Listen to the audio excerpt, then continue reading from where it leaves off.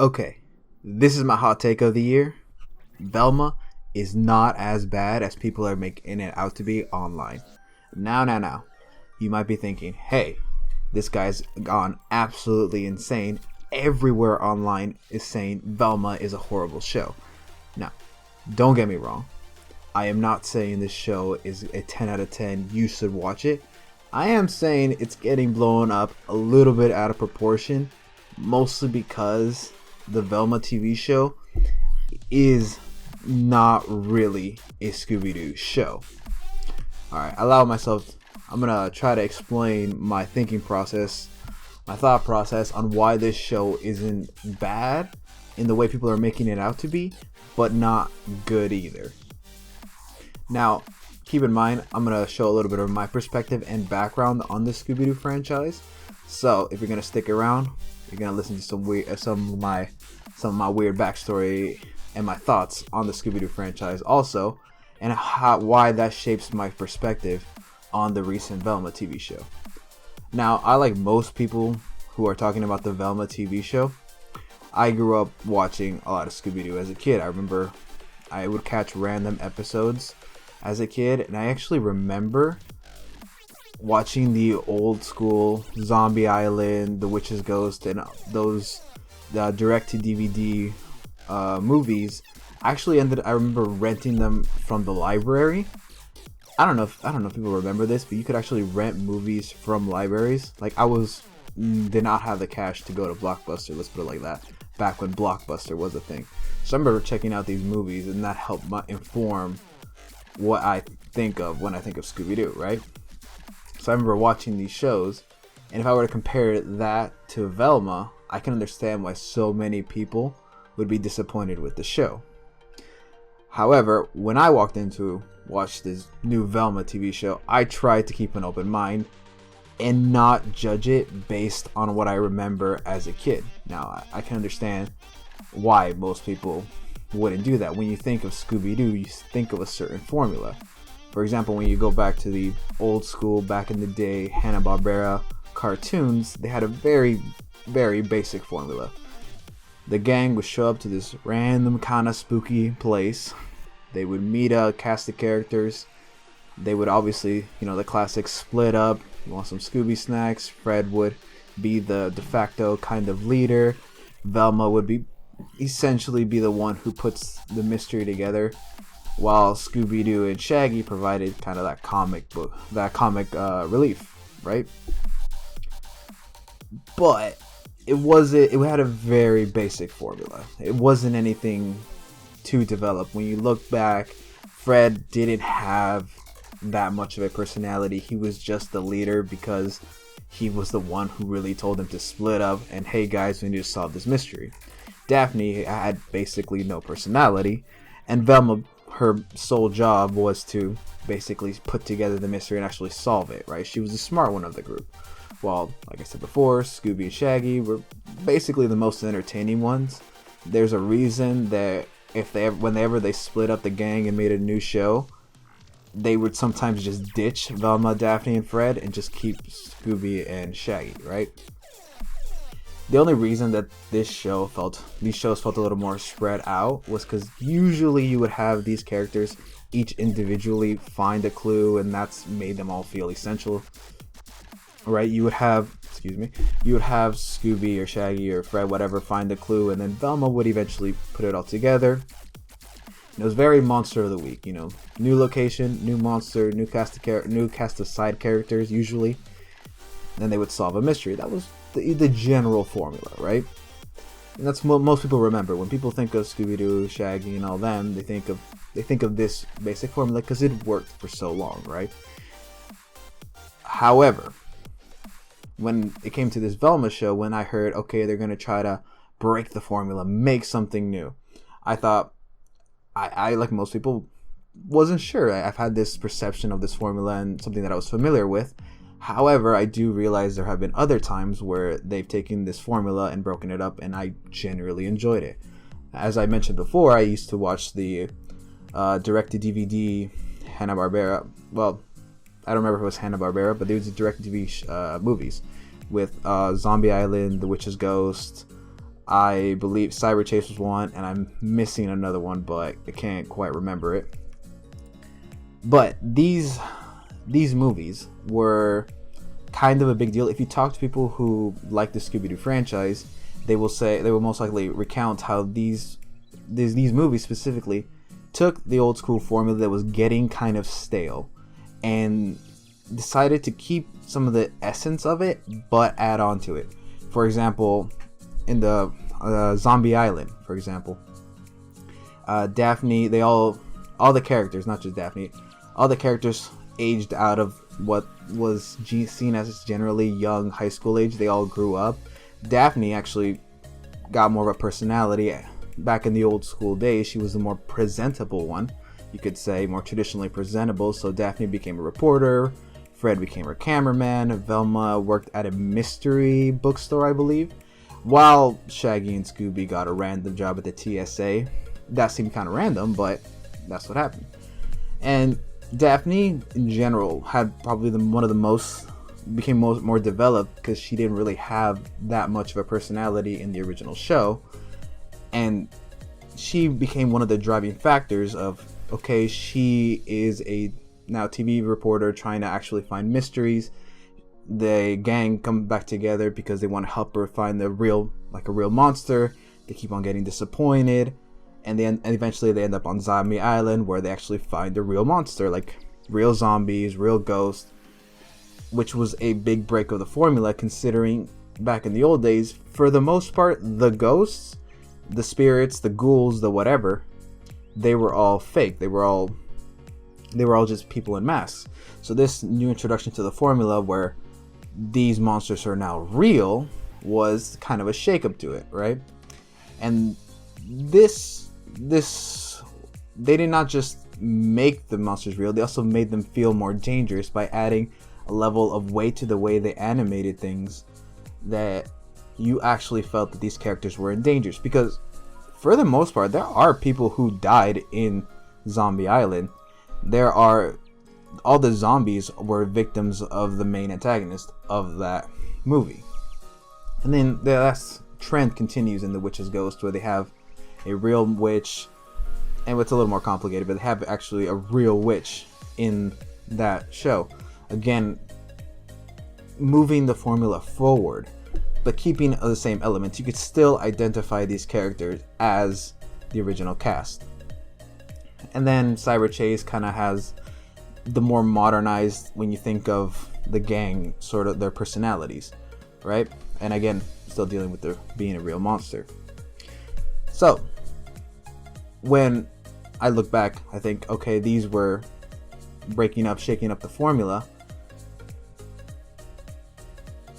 That's one of the reasons that I wanted to walk into this Velma TV show with an open mind. And also, I'm going to talk now a little bit, one of the more popular, when people think of the Scooby-Doo gang, is Mystery Incorporated, the TV show. That show also broke the formula, but also added so many elements that most people would consider it a good Scooby-Doo show. In that show, to break it down, like I said, the original formula was, Monster of the Week, everything is fake. So one of the things this show added to the whole, the way you think of Scooby-Doo, and made it really fresh and really new, is they didn't just have a Monster of the Week. Yes, they had a Monster of the Week going on every day, every episode usually, but they also added an overarching story. That was an element that wasn't really there in other TV shows. They had an overarching story. They actually established the town of Crystal Cove in that show, I believe. So now they had an actual setting where the show was mostly taking place. They added a recurring cast of side characters. For example, I remember Sheriff Bronson Stone was hilarious, Mayor Nettles, Fred's dad, and all that stuff. And more importantly, they took the original cast of characters, Fred, Velma, Shaggy, all of them, and you could still tell that they're the same characters based on their personalities, but they decided to add a little bit more. For example, for the most part, Shaggy and Scooby, for the most part, stayed the same, while Fred was still the leader, right? but they added a bit more to his personality by making him a trap enthusiast. Absolutely obsessed with traps to the point where I think he would date a trap versus a girl at a certain point. Daphne, they added a lot more to her personality. They gave her more backstory. When Velma, she got more personality, but you got the idea that she was the sarcastic person because she thought herself as smarter than everyone. And they played around with the dynamic of the characters, right? But you could still recognize them as the original characters. Anyway, this show was good because with the overarching story, they also added a bunch of backstory. Anyway, I could talk about this show a lot more, but the point is, they added to the formula, and also, but it was still familiar enough, right? So when I heard about this whole TV show and how they were making a new show based on Velma, I was generally interested. I generally liked Velma in Mystery Incorporated, and I thought her sarcastic humor that she had in that show could translate to in a more adult themed show. However, I will admit I was more than skeptical when I started hearing about the changes that they decided to make. One, they started race swapping everything, and I don't hate race swapping. I just think if it's done for a creative reason, it can be good, versus when it's done more for, in this case, I feel more political reasons, then I feel like it can just feel forced in the writing. But I still thought that an more adult-centric TV show could work. That's mostly based on my experience on the slightly more or adult-oriented Mystery Incorporated. I thought that same concept would be amazing, because one of the things that they had in Mystery Incorporated is they did have stakes. People did die in that show. One girl, I remember specifically, got completely shot at, which was dark at the time. So I thought something in that vein, now an adult show, would be pretty cool. But now getting back to my thoughts on Velma, the TV show, actually. For those who don't know, at the point where I'm releasing this, there's 4 episodes out. The first episode basically starts out with Velma. There's essentially Velma gets accused of being a murderer because there's a dead girl in her locker room, which, fair enough. If there's a dead girl in your locker room, I'd suspect you'd be the murderer, right? So she, goes out to try to convince people that she is not the murderer by finding the actual murderer. And then she ends up accusing Fred Jones, who is a rich, pompous white boy, is the best way to describe it in the TV show. She accuses him, he goes to jail. Second episode kind of continues that. But throughout this whole thing, Velma is trying to find her missing mom. That's her big thing that's going on. Fred is, like I said before, a basic rich, pampered white boy is the best way to describe him, I guess. And Daphne is kind of a rebel. That's the best way to describe her. Anyway, in the second episode, Velma is basically trying to find evidence to find her mom. She enlists Daphne's help. I cannot explain why Daphne is selling stuff. I don't know if I'm allowed to say. She's selling zoinks and jankies, which is code for other things if you get my drift. And it's a whole thing. This third episode. Okay, now that I'm saying this out loud, this whole thing sounds like a fever dream. I'm trying to remember exactly what happens in these episodes, but it is so weird. Okay, getting back to my original point. I looked at this show and I thought, after everything that's happening, if I look at this as a Scooby-Doo show, it doesn't feel like a Scooby-Doo show at all. Like, honestly, if you were to tell me this is part of the Scooby-Doo franchise, I wouldn't believe you. It doesn't have anything to do with the original formula. The original formula was Monster of the Week. There hasn't been a Monster of the Week. The original formula, the gang is together. The gang isn't really together here. 1, there's no Scooby-Doo. And honestly, 2, they don't seem to like each other for the most part. Obviously, this is supposed to be before they come together, so I guess you could say, hey, they're eventually going to get there. And honestly, the main character, Velma, isn't very likable. I know I'm saying a lot of negatives, but I'm trying to get to a point here.